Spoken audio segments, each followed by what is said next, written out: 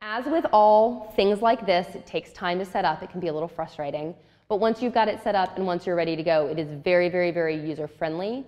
And of all of the different online gallery and cart options that I've worked with, this is the one that clients responded most favorably to, that they found easiest to use.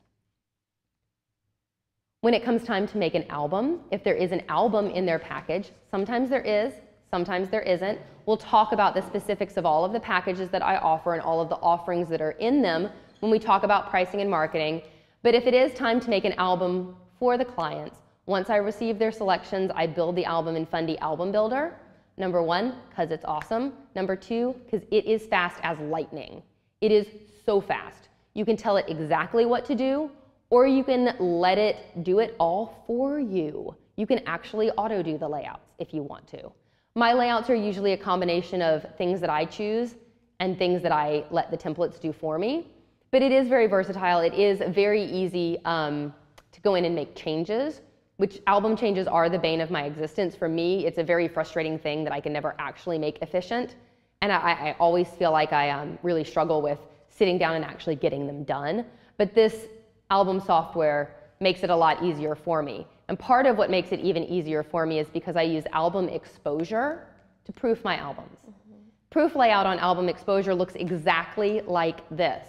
They get to see layout at a time, they click an arrow, and it literally turns the page for them, and then there's a comment box under it. So that if they want to make changes, they can see, you know, I want you to change this picture to this picture, I want this to look like this. And when they submit their comments, I get an email from them with all of their comments in it and the corresponding spread so that I know what to go in there and change, which helps make things even easier. The albums that I use are Madeira.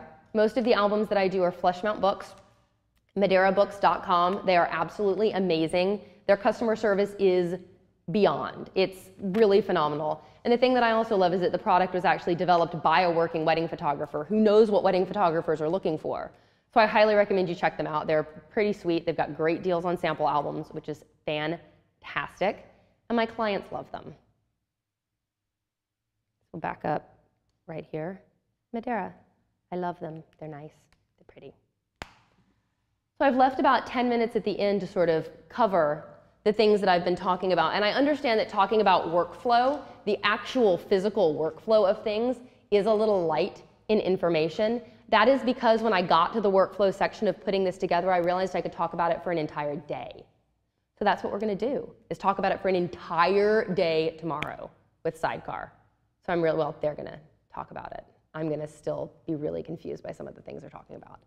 But how do you guys feel about this workflow section of all of the tips and tools and softwares and programs and things and companies that I use to keep myself sort of ticking along? Michelle? I want to know what you use to communicate with a client, which images they want to use for the album. That is a brilliant question, actually. I tell the clients that they can do one of a couple of things. They can either choose all of the images they want in the book, they can choose half of them and have me fill in the rest, or they can choose none of them and tell me to just do what I would do.